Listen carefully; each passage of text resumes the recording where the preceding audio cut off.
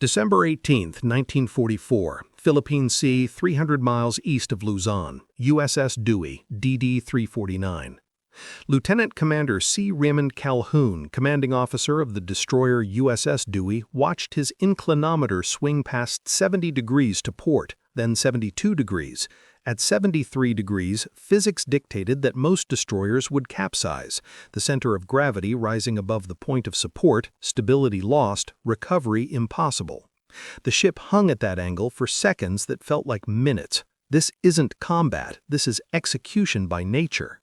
Through the bridge windows, what remained visible through horizontal sheets of rain moving at 115 miles per hour, Calhoun could barely make out the battleship USS New Jersey, Admiral William Bull Halsey's flagship, disappearing completely behind walls of green water taller than her 136-foot beam. The barometer read 27.30 inches of mercury, lower than any man aboard had ever witnessed. Wind gusts were clocking 140 miles per hour, turning the ocean surface into a chaos of spume, foam, and airborne seawater that made it impossible to determine where air ended and ocean began. This wasn't supposed to happen. Task Force 38, the pride of the United States Pacific Fleet, had sailed into what the 3rd Fleet meteorologist aboard New Jersey had calculated as a tropical disturbance positioned 450 miles to the east, moving away from the fleet. He was wrong by 330 miles. The storm wasn't moving away, it was bearing down directly on them, a compact typhoon of extraordinary power that would be designated Typhoon Cobra. At 11:07 hours that morning, the destroyer USS Spence had been alongside New Jersey attempting to refuel, her tanks nearly empty at just 15% capacity, light enough to make her dangerously unstable in heavy seas.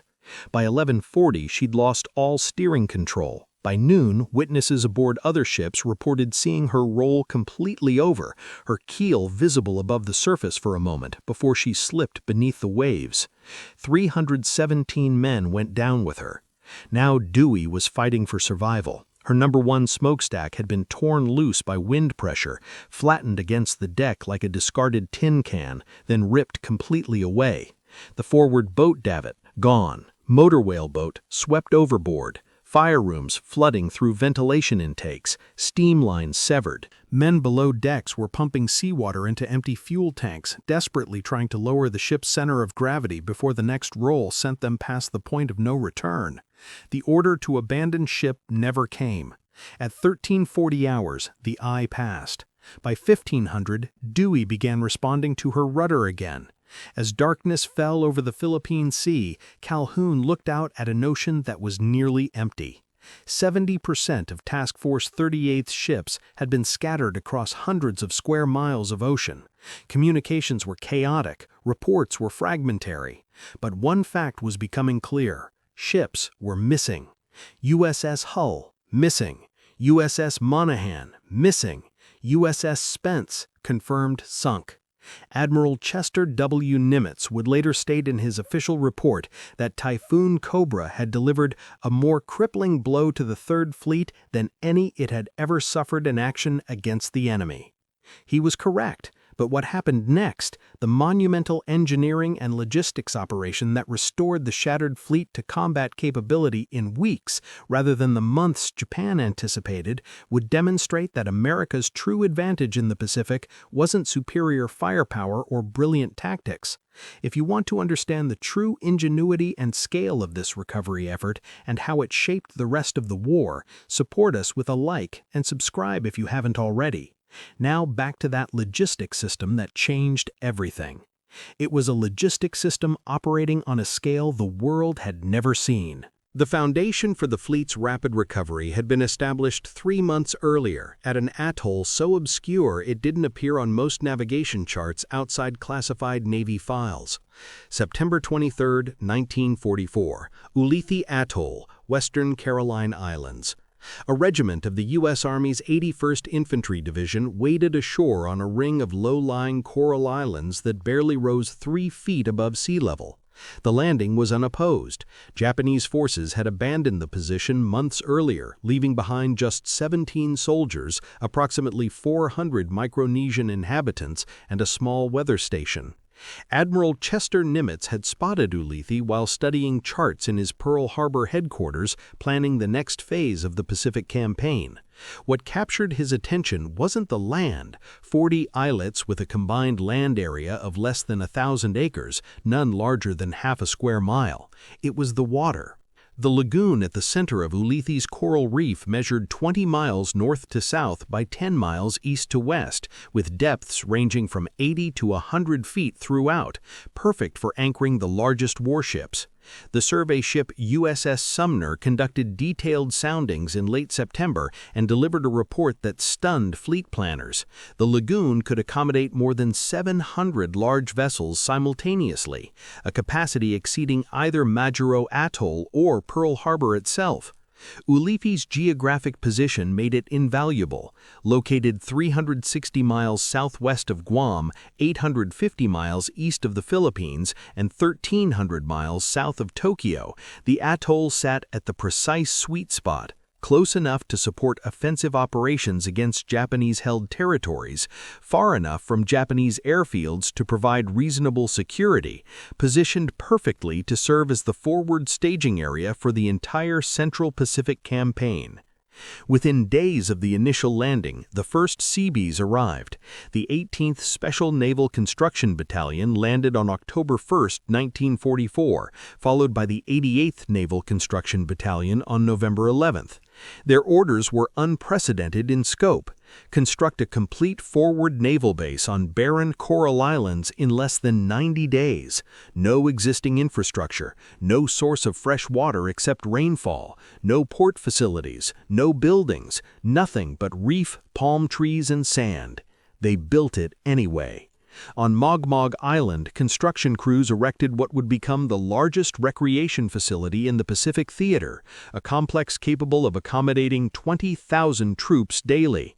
Within 6 weeks, the Seabees had constructed baseball diamonds, volleyball courts, a 1,200-seat theater built inside a massive Quonset hut, completed in just 20 days of round-the-clock work, and a chapel seating 500. The famous ice cream barge, a converted LST fitted with commercial ice cream production equipment, could manufacture 500 gallons per 8-hour shift, operating continuously. On Sorlin Island, they constructed a 1,600-man mess hall capable of serving meals to an entire battalion simultaneously, a 100-bed hospital with surgical facilities, extensive camps for marine aviation units, and a 1,600-seat outdoor theater.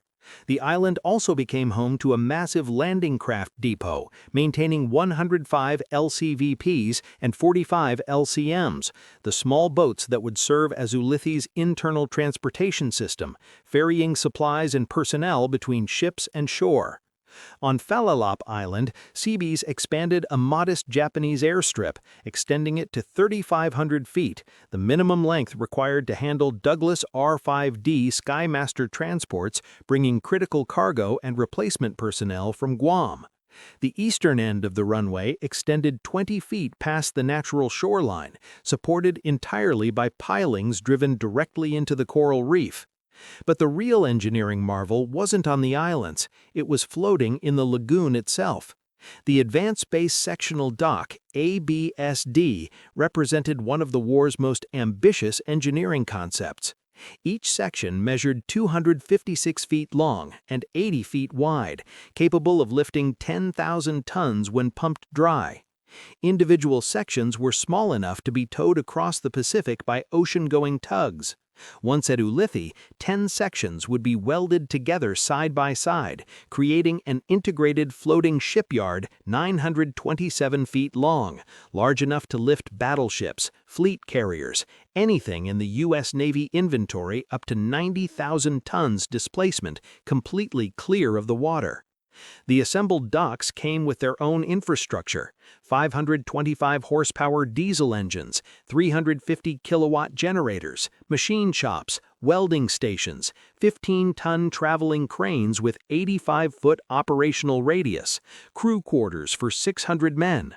These weren't emergency repair facilities, they were complete shipyards, mobile, self-sufficient, capable of conducting repairs that would ordinarily require returning ships 5,000 miles to Pearl Harbor or 7,000 miles to shipyards on the U.S. West Coast. Service Squadron 10 arrived at Ulithi on October 4, 1944, the organizational structure Admiral Nimitz would later describe as his secret weapon.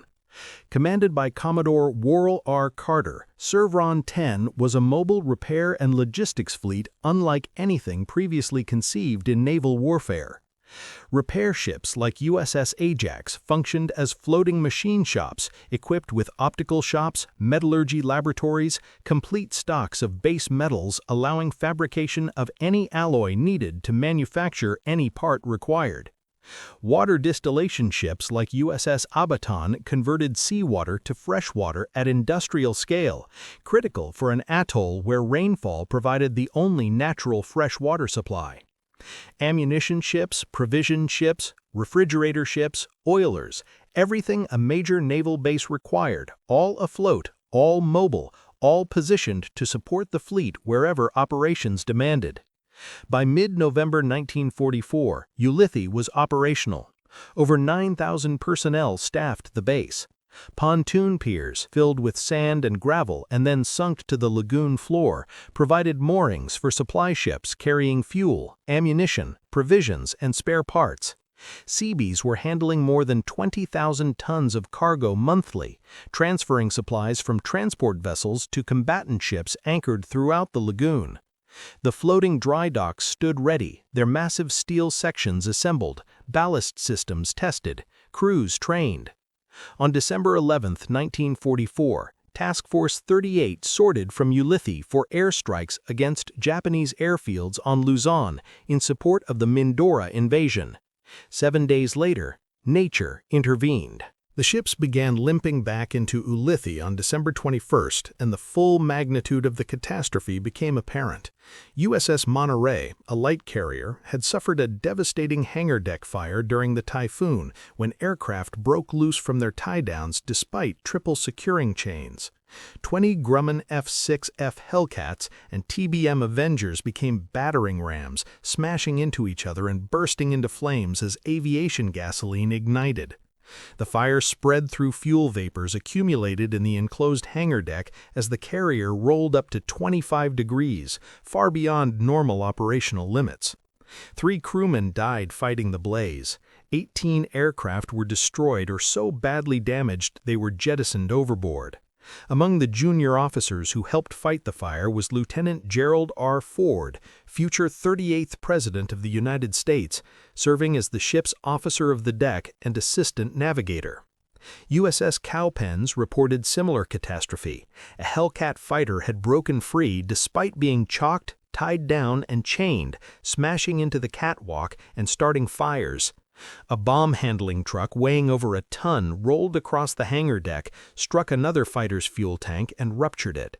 Wind gusts measured at 100 knots ripped a 20-millimeter gun emplacement, mount, platform, and supporting structure completely out of the deck. USS Bennington, flight deck buckled and warped from structural stress.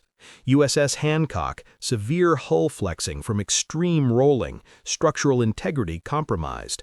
USS Ticonderoga, already damaged by kamikaze attack prior to the typhoon, now requiring extensive additional repairs. The destroyers had taken the worst punishment. Ships like Dewey, Aylwin, and Hickox reported bent propeller shafts from impacts with massive waves, hull stress fractures from rolling beyond design limits, disrupted propulsion systems, flooded compartments. 9 warships required major repairs that would take weeks. 27 ships total reported significant damage, and 146 aircraft had been lost, smashed to pieces in hangar decks, blown overboard from flight decks, or deliberately jettisoned to reduce topside weight and improve stability. The human toll was staggering beyond any naval disaster since Pearl Harbor. USS Hull, 202 officers and enlisted men drowned, 62 survivors. USS Monaghan, 256 officers and enlisted men drowned, 6 survivors. USS Spence, 317 officers and enlisted men drowned, 23 survivors. Total casualties from Typhoon Cobra, 790 men lost at sea. A court of inquiry convened aboard the destroyer tender USS Cascade in Ulithi Harbor on December 26, 1944, with Admiral Nimitz personally in attendance along with Vice Admiral John Hoover and Vice Admiral George Murray. The proceedings were classified secret. Releasing casualty figures of this magnitude would provide valuable intelligence to Japan and might damage civilian morale in the United States. The court examined the meteorological errors that had led Admiral Halsey to sail directly into the typhoon's path. They reviewed testimony from surviving officers about stability, ballasting procedures, and fuel management. They examined the decision to maintain refueling operations despite deteriorating weather conditions. After extensive deliberation, the court found that Admiral Halsey had committed errors in judgment under stress of war operations, but stopped short of recommending sanctions or relief from command, citing his exemplary combat record and the unprecedented nature of the meteorological situation. What concerned Admiral Nimitz more than assigning blame was a cold strategic calculation. Could the Third Fleet be restored to combat capability in time for the next major operation? General Douglas MacArthur's invasion of Lingayen Gulf was scheduled for January 9, 1945, 19 days from the date of the court of inquiry. The amphibious assault would require continuous air cover from Task Force 38's carriers. Without that protection, invasion forces would be exposed to Japanese air attack during the most vulnerable phase, troops packed aboard transport ships approaching hostile beaches. The invasion of Iwo Jima would follow in February, Okinawa in April. The entire Pacific campaign timetable depended on Third Fleet carrier air power. Japanese intelligence, monitoring American radio traffic and observing the scattered fleet, estimated the damage would sideline U.S. offensive operations for at least 6 months. Strategic planners in Tokyo began recalculating defensive positions based on this unexpected reprieve. They fundamentally misunderstood what Ulithi could do. While the court of inquiry deliberated aboard Cascade, the most remarkable rescue operation in naval history was still unfolding across hundreds of square miles of open ocean. Destroyer escort USS Tabor, herself badly damaged, foremast torn away by wind, radar antenna gone, radio equipment destroyed, operating on emergency communications, had encountered the first hull survivor in the middle of the typhoon on December 18 at approximately 2200 hours. The ship was rolling 60 degrees in mountainous seas, barely under control, when lookouts spotted a man in the water. Lieutenant Commander Henry Lee Plage, Taborer's commanding officer, faced an immediate decision. His ship was damaged, his crew was exhausted. Admiral Halsey had broadcast orders for all ships to regroup at designated coordinates, but there was a man in the water. Plage commenced a systematic box search pattern. For 51 hours, more than 2 full days, Taborer searched the Philippine Sea in conditions that remained dangerous even after the typhoon's eye had passed. Crewmen tied lines around their waists and dove into shark-infested waters to reach survivors too exhausted to grab rescue nets. Riflemen stationed along the rails fired into the water to drive away circling sharks. The ship operated in total darkness during night hours, using only emergency lighting to avoid advertising their position to possible Japanese submarines. On December 20th, the escort carrier USS Rudyard Bay arrived to relieve Taborer from search operations and ordered Plage to proceed to Ulithi for repairs. Plage acknowledged the order and then ignored it.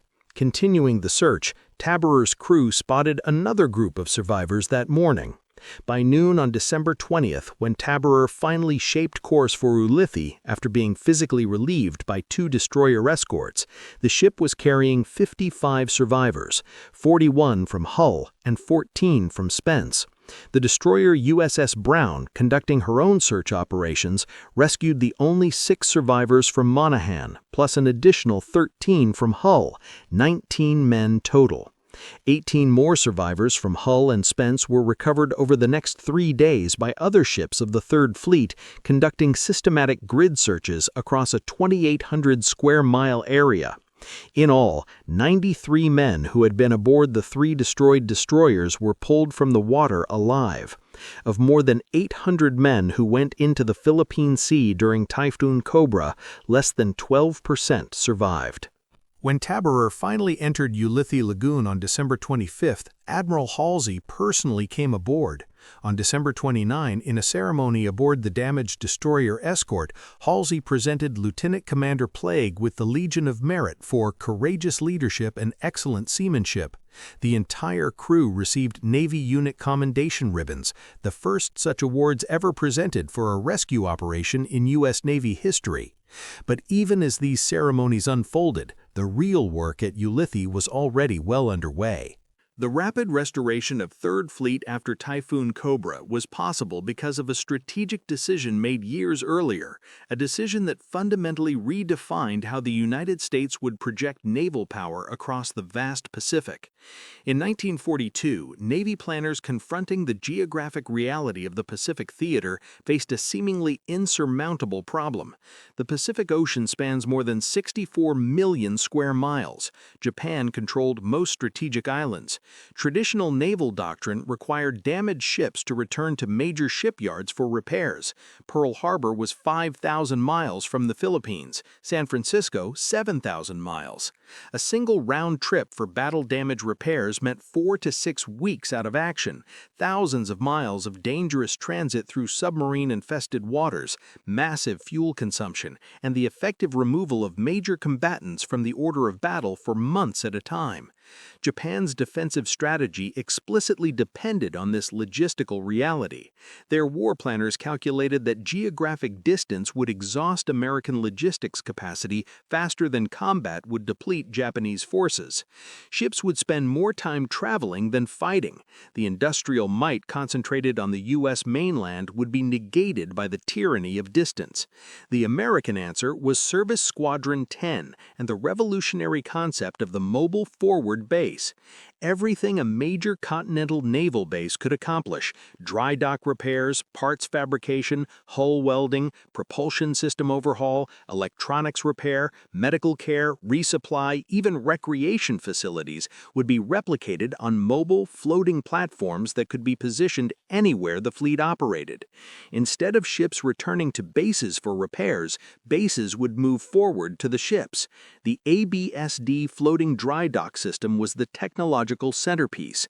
Designed in sections specifically to survive ocean towing, these represented a revolutionary approach to naval logistics. Shipyards that could be disassembled, towed thousands of miles across open ocean, and reassembled in new locations within weeks. Each 10,000-ton section incorporated its own power generation, welding equipment, machine shops, and crew facilities. When 10 sections were assembled into a complete unit, the resulting structure could lift a 45,000-ton battleship completely clear of the water, exposing the entire hull for inspection, repair, and modifications. The engineering requirements were extraordinary. Wing walls had to be collapsible to reduce wind resistance and hydrodynamic drag during towing operations. Fixed wing walls would create so much resistance that no tug could move the massive structures across the Pacific. Ballast systems required precise, redundant control to submerge the dock for ship entry, then pump out thousands of tons of seawater to raise vessels clear. A single ballast pump failure during lifting operations could cause catastrophic structural failure. Power generation had to be completely redundant with backup systems and emergency generators. Crews required specialized training in diving operations, underwater welding, structural engineering, and damage assessment. By the war's end, the United States would construct over 150 auxiliary floating dry docks of varying sizes and capacities, ranging from small 400-ton ARD units for destroyer repairs up to massive 100,000-ton ABSD assemblies capable of lifting the largest battleships and carriers. Between October 1, 1944 and October 17, 1945, just 1 year of operations, these mobile shipyards would repair more than 7,000 vessels without those ships leaving forward combat zones. Ulithi embodied this logistical philosophy completely. Ships could deploy from the atoll, conduct combat operations hundreds of miles away, return for repairs and resupply, and redeploy to the fight, all without making the months-long journey back to Hawaii or the U.S. mainland. This approach delivered a crucial operational advantage beyond simple repair capability: speed. A carrier damaged during operations could return to Ulithi, enter a floating dry dock, undergo hull repairs, resupply aviation fuel and receive replacement aircraft, and return to combat operations in 2 to 3 weeks. The same damage requiring repair at Pearl Harbor would mean 6 to 8 weeks out of action, 4 weeks of transit plus 2 weeks of repair work. Damage requiring repair at San Francisco or Bremerton meant 3 to 4 months lost from the operational fleet. Multiply this advantage across dozens of damaged ships, and the strategic impact became decisive. Japan could damage American vessels. What they couldn't do was force those vessels to spend months transiting back and forth to distant shipyards. The mobile base concept kept ships in theater, kept them fighting, kept the pressure relentlessly applied. When Typhoon Cobra struck, this entire system faced its most severe test. The question facing Service Squadron 10 wasn't theoretical. Could the Typhoon-damaged fleet be restored to combat capability before General MacArthur's invasion timetable collapsed? January 9, 1945 was not negotiable. The Lingian Gulf landings required carrier air cover, specifically fighter protection against Japanese air attack, and close air support for ground forces during the critical first days ashore. Without Task Force 38's Essex-class carriers launching combat air patrols and ground attack missions, the amphibious assault would be exposed to potentially devastating kamikaze attacks against packed troop transports. 19 days to restore a shattered fleet. Repair crews at Ulithi began working in shifts around the clock. Welders operated by arc light throughout the night, their brilliant blue-white cutting torches visible across the lagoon. Machine shops aboard repair ships like Ajax ran continuously, fabricating replacement parts for damaged propulsion systems, manufacturing custom components that couldn't be obtained from supply chains stretching back 5,000 miles to Pearl Harbor. In the floating dry docks, hull inspection teams worked 24-hour rotations, examining stress fractures, checking keel integrity, assessing structural damage. The carriers received Priority 1 attention. USS Monterey's fire-damaged hangar deck required cutting away charred steel plating and welding in complete replacement sections, precision work where even minor irregularities in deck flatness would prevent safe aircraft operations. USS Bennington's buckled flight deck demanded even more exacting repairs. The arresting wire system that caught landing aircraft required the deck to be flat within tolerance of less than 1 inch across the entire 700-foot landing area. USS Hancock's hull showed stress fractures where extreme rolling had flexed the ship's structure beyond normal design limits, requiring structural reinforcement along the keel and internal bracing of weakened frames. The destroyers presented different but equally demanding challenges. Smaller vessels had absorbed proportionally more violent punishment from the typhoon. Hull frames bent beyond acceptable tolerance needed heat treatment to restore proper metallurgical properties before being reformed to specification.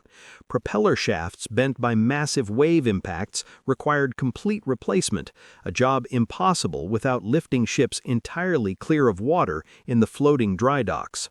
Electrical systems damaged by saltwater flooding needed complete rewiring, a time-consuming process requiring electricians to trace circuits through hundreds of feet of cable runs.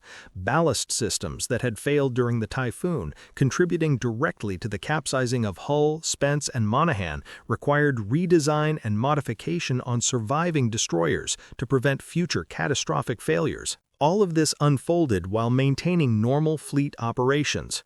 Ships not damaged in the typhoon still required routine maintenance, refueling, and resupply. The recreation facilities on Mogmog Island continued processing thousands of sailors daily. Men who had survived the typhoon needed rest and recovery as much as their ships needed repairs. The baseball field stayed open. The ice cream barge kept producing. The 1,200-seat theater showed movies every night. On December 30th, just 12 days after the typhoon, Task Force 38 sortied from Ulithi for airstrikes on Formosa. Several repaired vessels were already back in the formation. By January 2, 1945, the carriers were launching full combat operations. By January 6, they were providing exactly the air cover MacArthur's invasion forces required for the Lingayen Gulf landings. The invasion proceeded precisely on schedule. The strategic impact extended far beyond the immediate operational success. Japanese intelligence officers monitoring American carrier strikes resuming just 2 weeks after Typhoon Cobra were forced to revise their estimates of American logistical capability. Reports noting the rapid restoration of Third Fleet to combat operations led to a grim conclusion being circulated in Tokyo's strategic planning offices. American logistics had become an unbeatable advantage that no amount of tactical brilliance or warrior spirit could overcome. Vice Admiral Takagi Takeo, analyzing captured American documents after the war, would write in his post-surrender assessment that Japan's greatest strategic miscalculation wasn't American industrial production, which Japanese planners had anticipated, though they'd underestimated the scale, but rather the mobile logistics concept embodied by Service Squadron 10. "We destroyed their ships," Takagi observed, "and they simply constructed floating shipyards to repair them in place, thousands of miles from their homeland. We could sink carriers and battleships, but we could not sink Ulithi. We could not sink the concept." Between December 1944 and the war's end in August 1945, Ulithi would serve as forward staging base for every major operation in the final phase of the Pacific Campaign. The atoll hosted over 647 ships simultaneously at peak capacity in March 1945. When invasion forces staged for the Okinawa campaign, 722 ships crowded the lagoon, more than had ever been assembled at any single anchorage in human history. Ships remained in the forward theater for over a year without returning to Pearl Harbor. The battleship USS Idaho, repaired at the ABSD-1 floating dock at Espiritu Santo in August 1944, would participate in the Iwo Jima and Okinawa invasions, sail thousands of miles, fire thousands of rounds of 14-inch ammunition in shore bombardment missions, and finally steam into Tokyo Bay for the surrender ceremony on September 2, 1945, having spent more than a year in continuous forward deployment without ever returning to a continental shipyard. This was the advantage Japan could never match. They could build magnificent carriers and battleships. They could train skilled pilots and dedicated crews. What they couldn't build was Ulithi. They couldn't conceive of it. Their logistical philosophy remained anchored to the traditional model of fixed bases and long supply lines vulnerable to interdiction.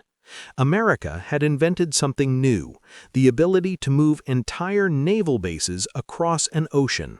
Typhoon Cobra, December 17 to 18, 1944. Destroyers lost: USS Hull DD-350, USS Monaghan DD-354, USS Spence DD-512. Casualties: 790 personnel killed or missing, 775 from the 3 destroyed destroyers, 15 from other ships. Survivors rescued: 93 total, 62 from Hull, 6 from Monaghan, 23 from Spence, 2 from other vessels. Major damage: 9 warships requiring extensive repairs. Carriers Monterey, Bennington, Hancock, multiple destroyers. Minor damage: 18 additional ships. Aircraft lost: 146 destroyed, blown overboard, or jettisoned. Task Force 38 composition, December 17, 1945. 7 Essex-class fleet carriers, 6 Independence-class light carriers, 8 battleships, 15 cruisers, 4 heavy, 11 light, approximately 50 destroyers, supporting vessels, 12 fleet oilers, 3 fleet tugs, 10 destroyer escorts, 5 escort carriers. Naval Base Ulithi, peak operations. Lagoon capacity: over 700 large vessels. Peak occupancy: 647 ships, March 1945. 722 ships during Okinawa staging. Stationed personnel: over 9,000. Dimensions: lagoon 20 miles north-south, 10 miles east-west. Depths 80 to 100 feet. Cargo handling: 20,000 plus tons monthly. Floating dry dock program. Over 150 auxiliary floating dry docks constructed 1942 to 1945. Capacities 400 tons to 100,000 tons. ABSD assembled, 927 feet length, 90,000-ton lifting capacity. Individual section, 256 feet long, 80 feet wide, 10,000-ton capacity. Power, 525 horsepower diesel, 350 kilowatt generators per section.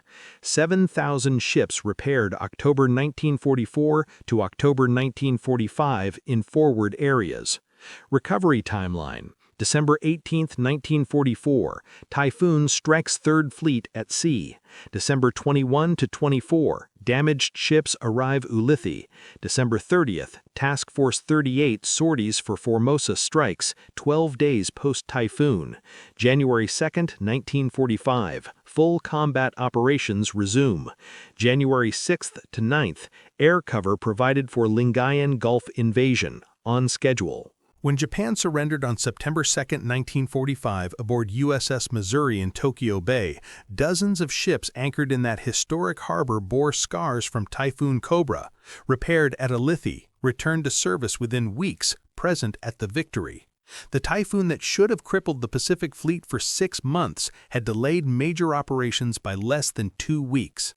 This wasn't fortune or coincidence, it was the deliberate result of a logistical philosophy that recognized a fundamental truth about modern naval warfare.